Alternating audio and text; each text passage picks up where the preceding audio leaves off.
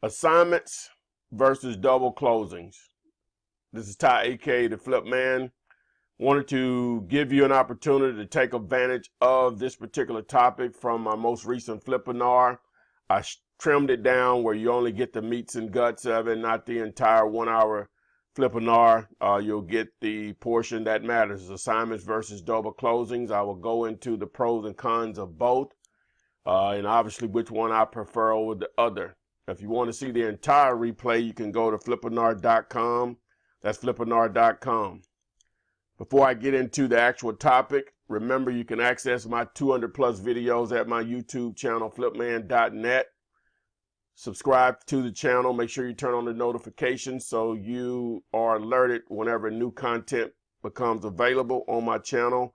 And also whenever I do live streams on YouTube. If you're interested in my courses and coaching, you can call or text me at the number here, 205-492-3425. And yes, I will answer the phone.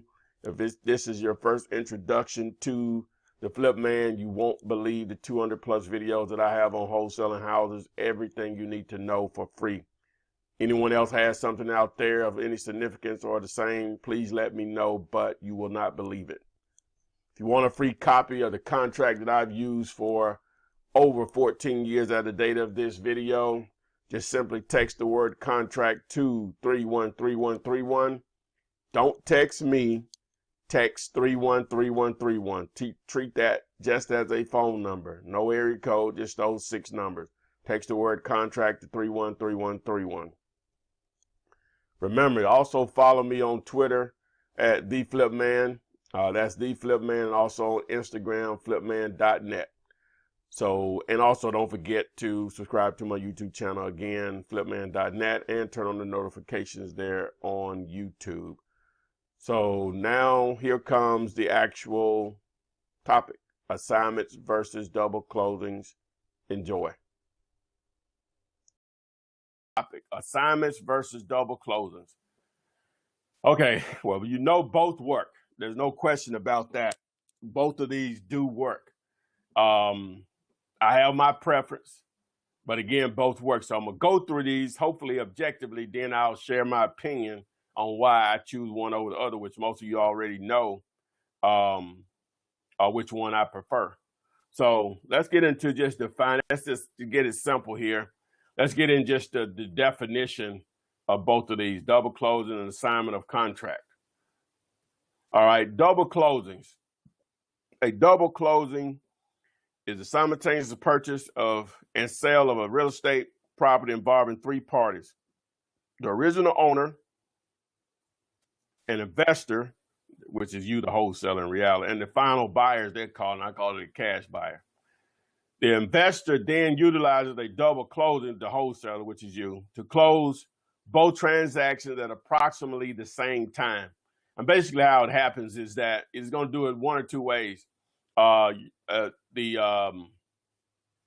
closing attorney or the title company, they may have you sitting in separate rooms at the same time, or they may have the buyer to come in first so he can fund the entire deal for both transactions, sign everything, and then they bring the seller in, sign, and then give them their money, and that's when you'll get your money. So that's the way it will happen. Either you're going to be sitting in 2 separate rooms at the same time, or they may have like the buyer to come in an hour before. So, those are the common ways of doing it, on a double close. Assignment of contract occurs when one party to an existing contract, the assignor, that's you as a wholesaler, hands off the contract's obligations and benefits to another party, the assignee, that's your cash buyer. Ideally, the assignor wants the assignee to step into his shoes and assume all of his contractual obligations and rights. Basically, place the property under contract, you sell the contract to a cash buyer for an assignment fee. But that's done via an assignment of contract. All right, let's get in. Why would you double close? So it prevents the seller from knowing you are not the actual buyer. All right, the seller won't know immediately what you made on the deal. And what I mean by that is that if they want to do their research and follow the property, go down to the courthouse or look it up online, they can see that the property sold on the same day at a higher price. But obviously, someone that wants to do a double close, their intent is not for them to know it while they're sitting there at the closing table. So if they find out a week or two, a month later, I guess, you wouldn't care. All right. Another reason is it prevents the buyer from knowing what you made on the deal initially. Now, it also could prevent the buyer from knowing that you don't own the property, but in most cases, some buyers will do their own due diligence. They just do a county search and they'll show that your name is not listed as the owner of the property anyway. So, that'll just depend on the buyer and how much due diligence that they do. But sometimes a county's information may be in lag, because the property could have sold 3 months ago, but it may still be showing the previous owner. So that'll vary from county to county. All right. So why not double close? All right. Well, in most cases, attorneys or a title company, they're going to charge additional fees. Some will charge closing costs twice, and some will just give you a discount. Maybe the fee to close the deal may be $500 to $1,000. We'll just say if it was $1,000, instead of charging you $2,000, they may just charge $1,500. But so I'm gonna charge both. Charge the full amount for 2 closings. All right. So it may be difficult to locate a title company or closing attorney to perform a double closing. So that'll vary. Now that is a situation where if you're going to use a title company, if you're going to double close, you're going to have someone already lined up to handle that for you, more so than piggybacking off the back of the buyer's relationship with a title company and or a closing attorney. And simply not necessary, which I'll get into that in a moment once I go to the final stage of this. So why sign contracts? No additional fees. It's simple to explain to title companies and closing attorneys. And that's what I mean by you can piggyback off the relationships that the buyer has already built with closing attorneys and title companies, even if you've never done a deal before, because they want to satisfy their client. And then you can go back to them, even if that buyer is not involved in future transactions. It is possible to be paid before or after closing. It's rare. I have had it to happen once that a buyer actually paid me before the closing, but he already knew the title was good or whatever. But I think he was going out of town and it wasn't going to happen fast enough. I told him, I think that was early on in the game, and he and I had a really good relationship. I told him I needed the money. I don't even think I really did. I just didn't like, that he was going to prolong everything. And he went ahead and paid me $5,000. And so, and then after the closing, and obviously during the closing. So I got a situation. As a matter of fact, a buyer just texted me on a property that something I don't rarely fool with is short sales, and that's why I do not fool with them. I'll go through this little story right quick. The agent contacted me. It was her father's property, which I didn't even know. Well, it was a property I targeted to an agent. Let me say that.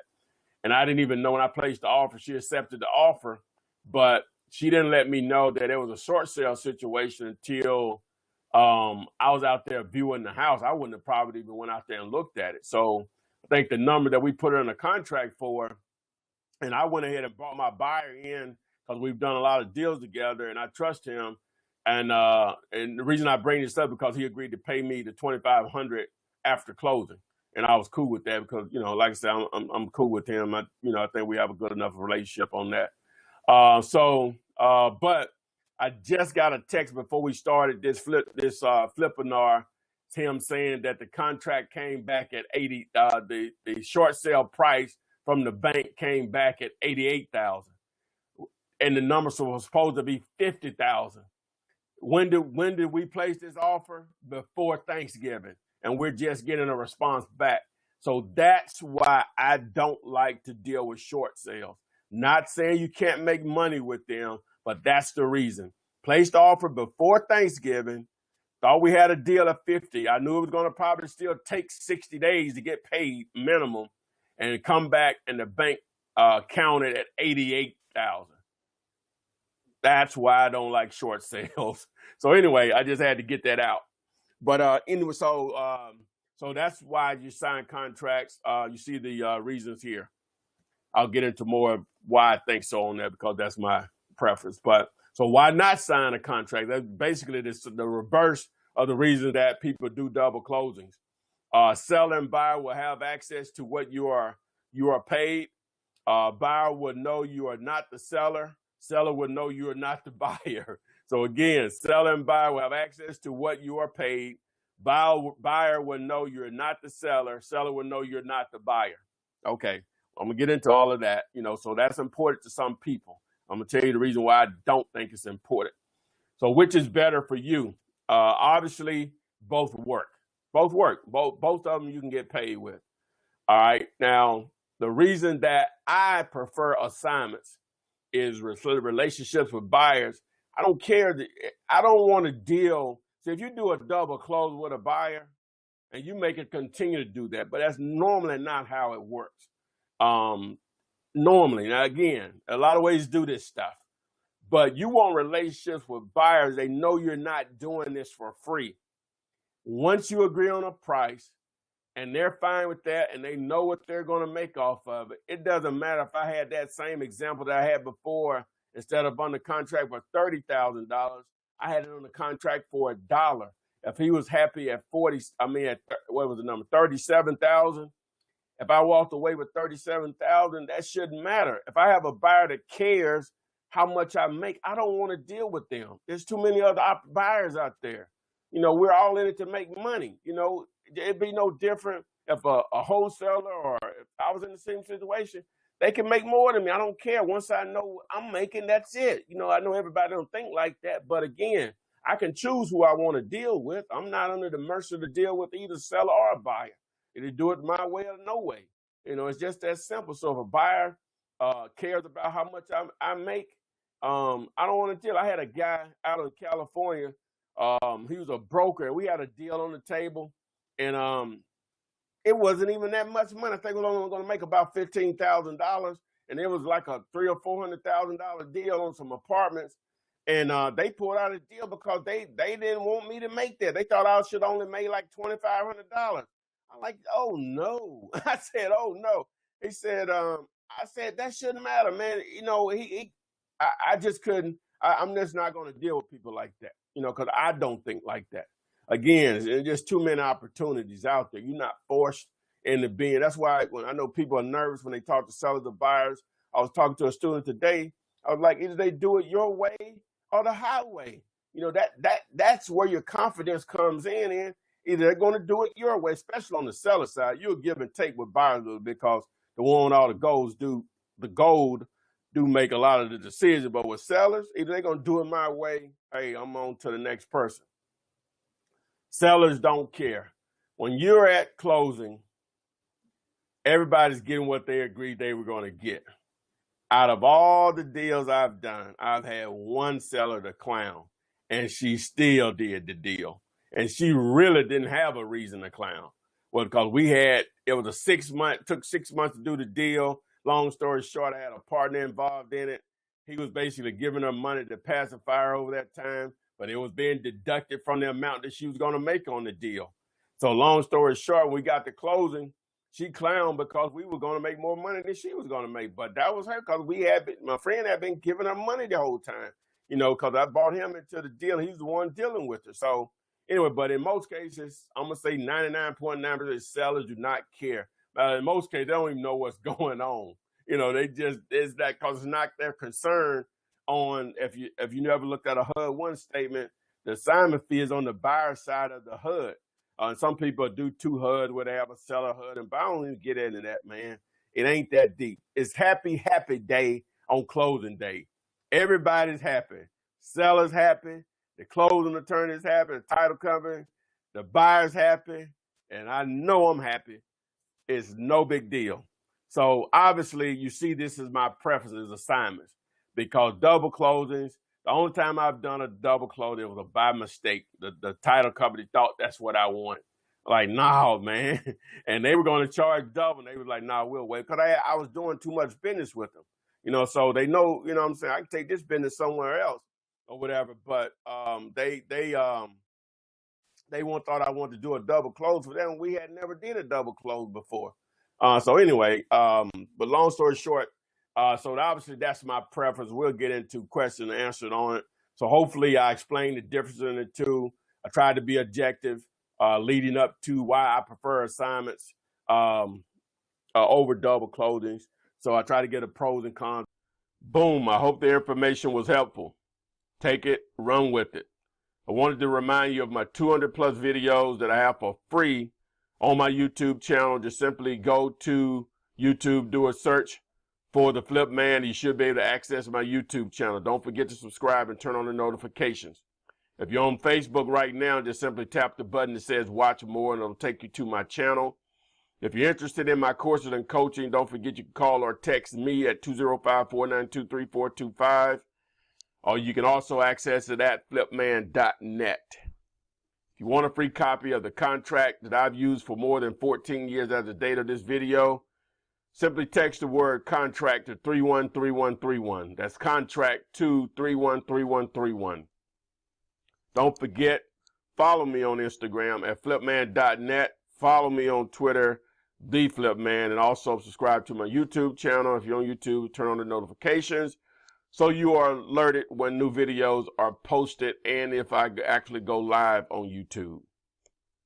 If you need a coach to come to your city, get you going in your actual market, I do offer that. Training and coaching in your city. Call or text me for pricing. I answer the phone. I return texts myself. If you're interested in commercial real estate, low competition, you can do it sitting virtually at your laptop, sea of opportunity because you're dealing with the entire country. Your cash or credit won't matter, and obviously you know there are big fat paydays. Just simply go to flipthisbuilding.com. If you need a private money list, privatemoneylist.net. It speaks for itself. If you need proof of funds, you're dealing with real estate agents or brokers, it's the only way they're going to take you serious. I actually use these proof of funds on a daily basis, submitting offers on high six-figure, seven-figure deals, these same proof of funds. So realpof.com if you need it. Thanks, and I'll see you on the flip side.